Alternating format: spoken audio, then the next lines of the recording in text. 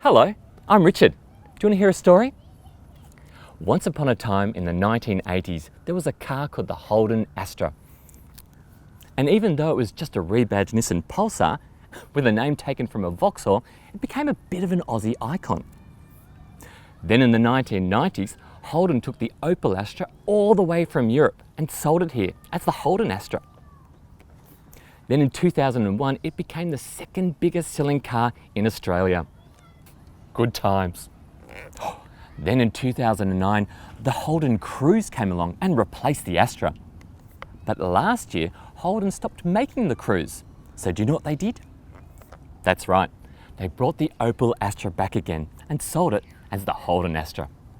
And there it is, the new Holden Astra hatch.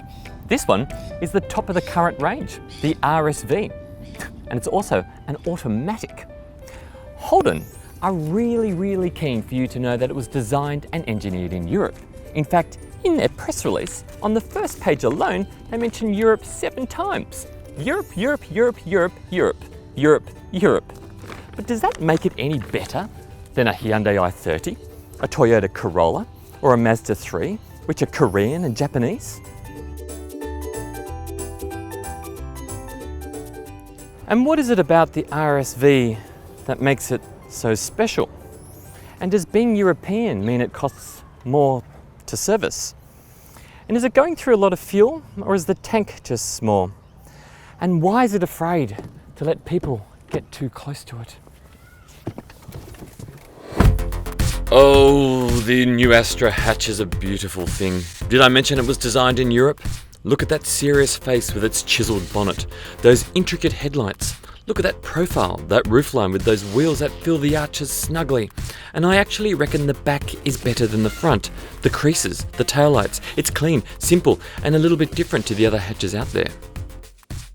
This is the 7th generation Astra, which came out in, yes, Europe in late 2015. It's a smidge longer than the Hyundai i30 and Toyota Corolla, and a little bit shorter than the Mazda 3. So what makes it an RS-V? Well, these 18-inch two-tone alloy wheels, this chromey bit right here, that shark fin antenna, these LED taillights, and, wait for it, remote start.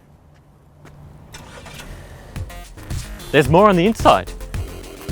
There's 2 engines in the new Astra lineup, and the RS-V gets the bigger one. It's a 1.6 litre turbo petrol 4-cylinder. There's actually more RS-V things on the inside than on the outside. Stuff like this little electric handbrake. It's tiny, it's like a window switch. The other ones get a big one. Other things like these heated leather seats. Now, it's good that they're leather and it's great that they're heated, but they feel a bit hard and they're a bit flat. They're not that comfortable, especially after a couple of hours in the saddle. The RS-V also brings this heated leather steering wheel. I don't think you need a heated steering wheel in Australia, but anyway, dual zone climate control. That is something you do need in Australia. That comes on the RS-V, and so does that larger 8-inch screen. The lower grades get a smaller screen, so that's good.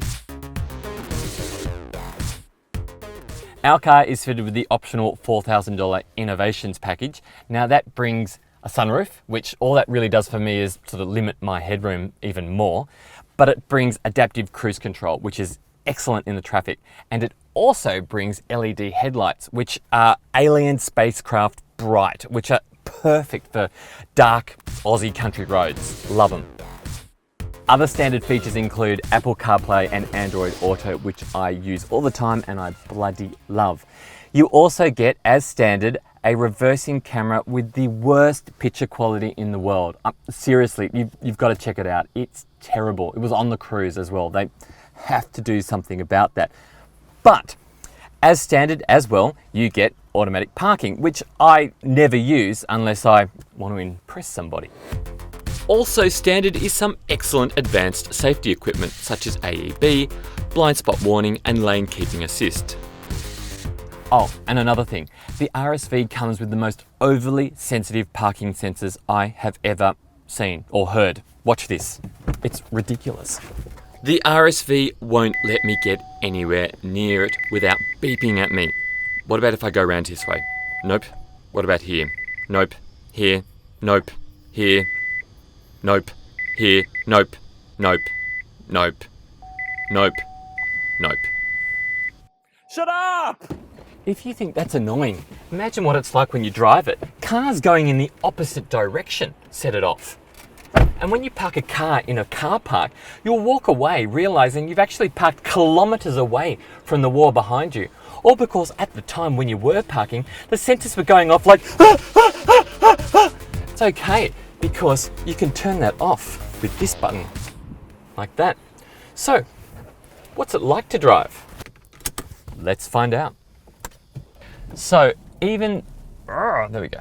Okay, so even though Holden are really keen for you to know that this is designed and engineered in Europe, they also would like you to know, and they're quite proud of this, that their own local engineers have ensured that the suspension and steering is set up properly so that it's suitable for Australian roads.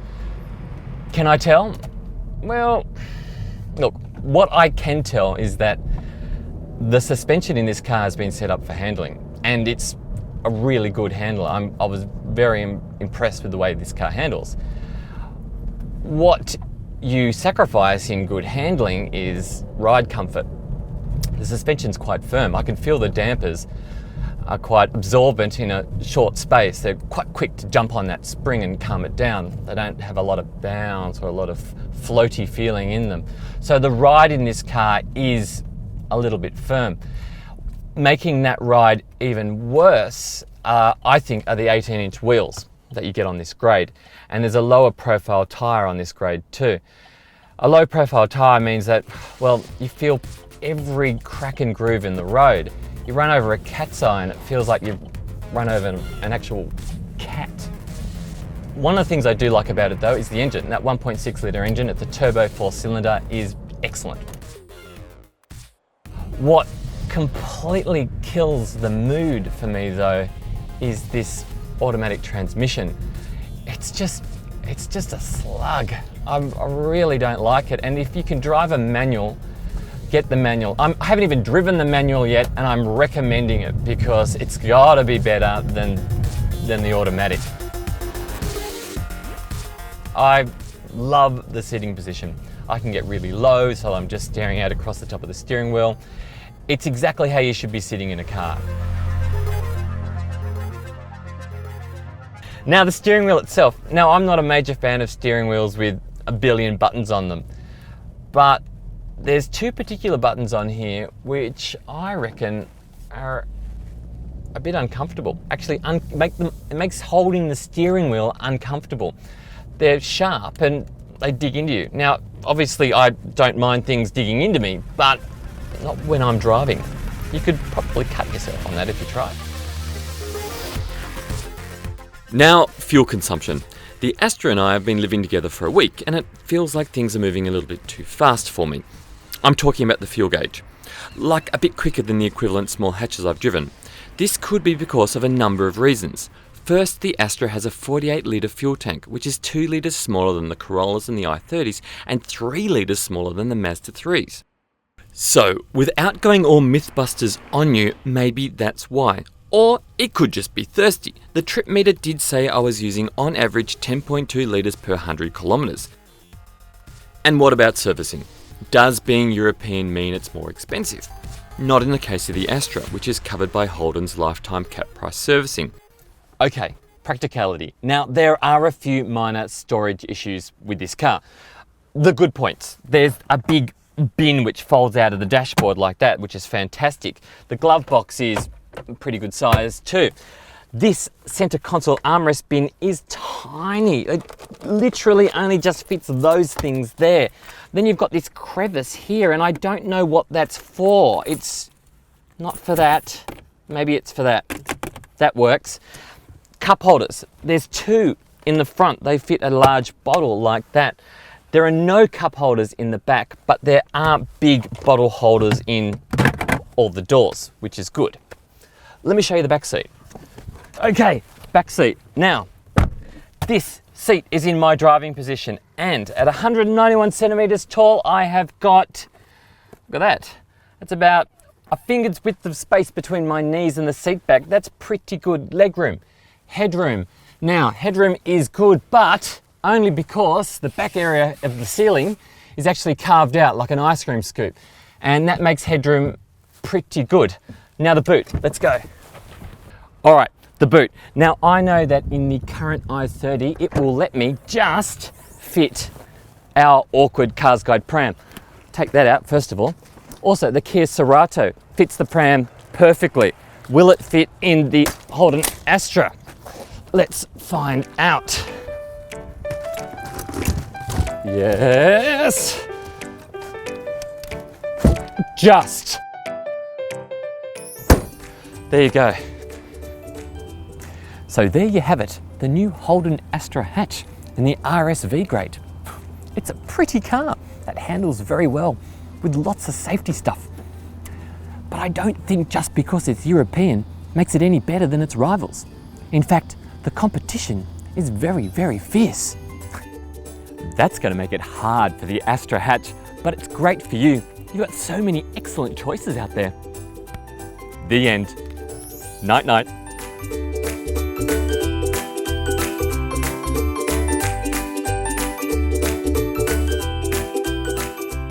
And if you want to read the full review, click on this little guy right here. Oh, and subscribe. That way you can stay on top of all our latest videos.